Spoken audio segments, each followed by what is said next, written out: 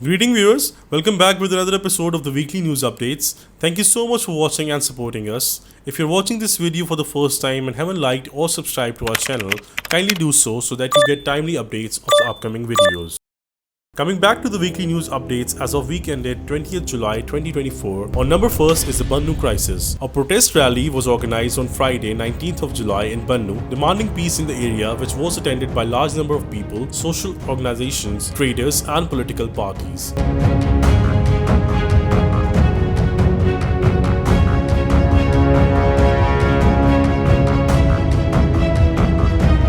However, it turned unpleasant, resulting in gunfire which led to some deaths and injuries.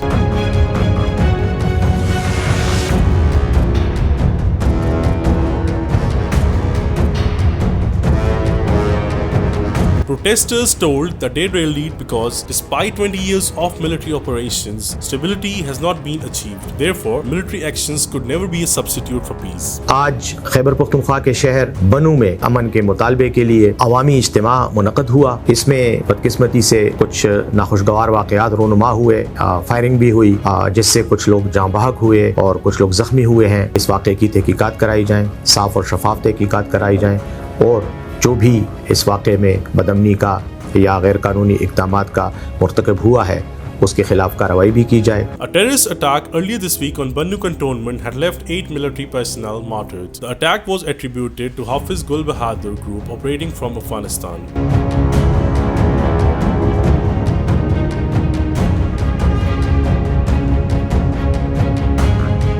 On number 2nd is the government announcement to ban PTI. Information Minister Ataullah Tarar announced on 15th July in a press conference in Islamabad that government was considering banning PTI.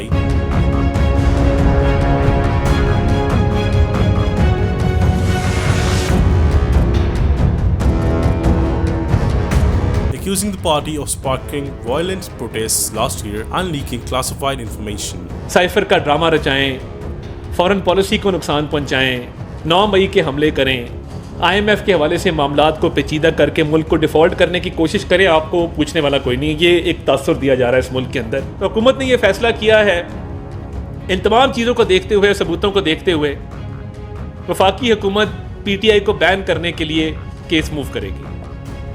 Tehreek Insaf पे पाबंदी लगाने जा रहे हैं और हम ये समझते हैं कि आईने पाकिस्तान के तहत आर्टिकल 17 है जो पॉलिटिकल पार्टीज़ को बैन करने के हवाले से इख्तियार देता है वफाकी हुकूमत को और ये सुप्रीम कोर्ट में मामला भेजा जाएगा।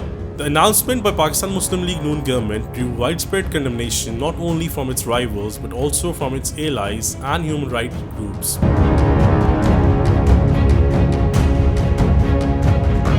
Even the United States expressed its concerns. No, we've seen the reports and the statements made by the government. Our understanding this is the beginning of a complex process, but certainly the banning of a political party is something that would be of great concern to us. Leaders of Pakistan's People's Party, the second largest party in the ruling coalition, said they were not consulted before the announcement. Pakistan Peoples Party किसी भी political party पे इस तरह की कोई पाबंदी लगाने के हक में नहीं है। किसी किस्म की कोई भी कंसल्टेशन जो है पाकिस्तान पीपल्स पार्टी से नहीं की।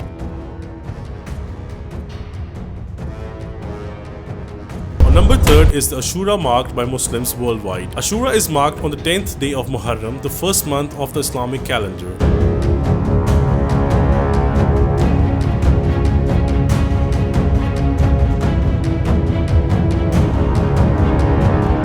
It is a particularly important period of mourning for Muslims as it marks the anniversary of the 7th century Battle of Karbala in the present-day Iraq when Hussein Anhu was martyred.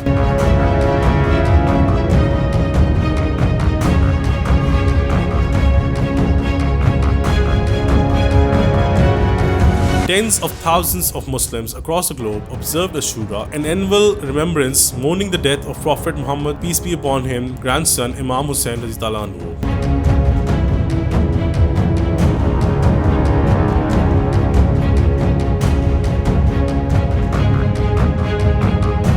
Number 4th is the Bangladeshi rights and crisis. The Bangladesh government has decided to impose a curfew across the country and deploy army on Friday, 19th of July, due to increasing student-led protests against government job quotas.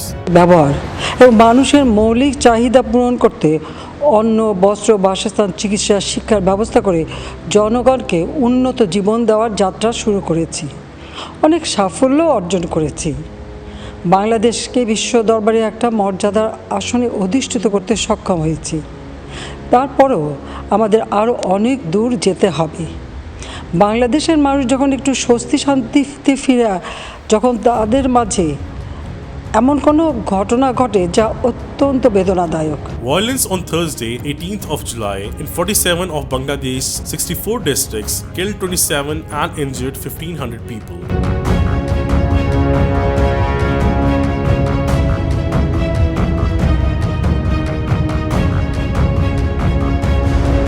The total number of those dead from the protests reached 105 on Friday night, July 19th. The students have demanded an end to a quota system that reserves more than half of civil service posts for specific groups, including children of veterans from the country's 1971 War of Independence against Pakistan.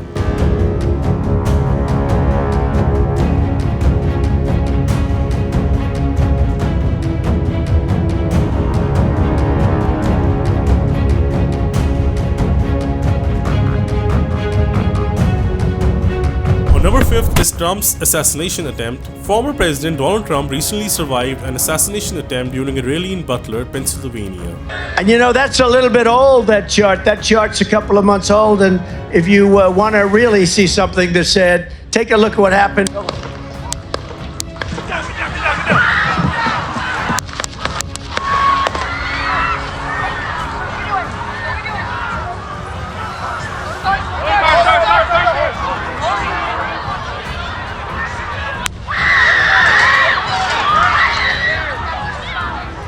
The incident occurred on 14th of July when a gunman fired multiple shots from a rooftop about 150 yards away from the stage. Trump was struck in the upper part of his right ear but was otherwise unharmed.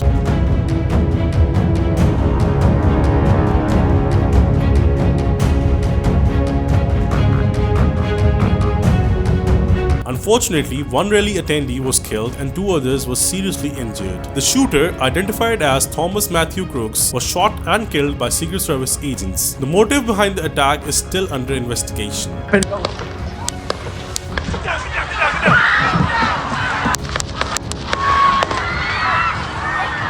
Number 6 is the Democrats' call for Biden to end the campaign. President Biden is recently tested positive for COVID-19 and is experiencing mild symptoms. He is currently isolating in Delaware. Shared his deep disappointment at not being able to join us this afternoon.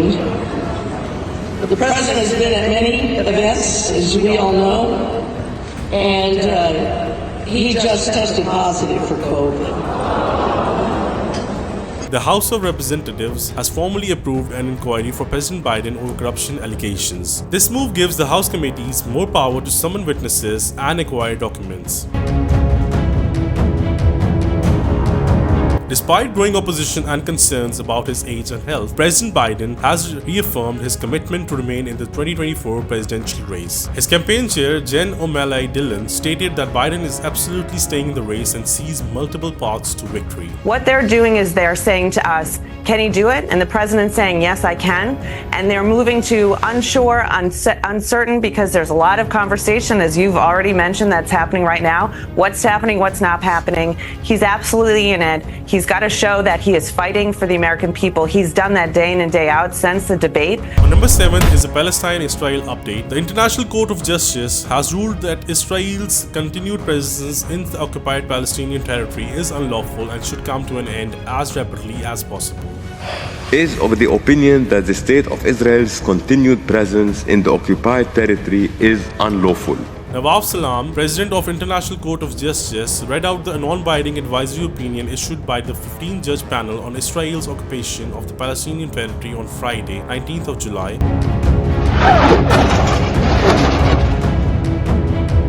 In In less than 2 weeks, the Israeli army has bombed its 9th school shelter in Gaza Strip, this time targeting a location in Gaza City. The attack resulted in deaths of at least 2 displaced Palestinians who were seeking refuge there.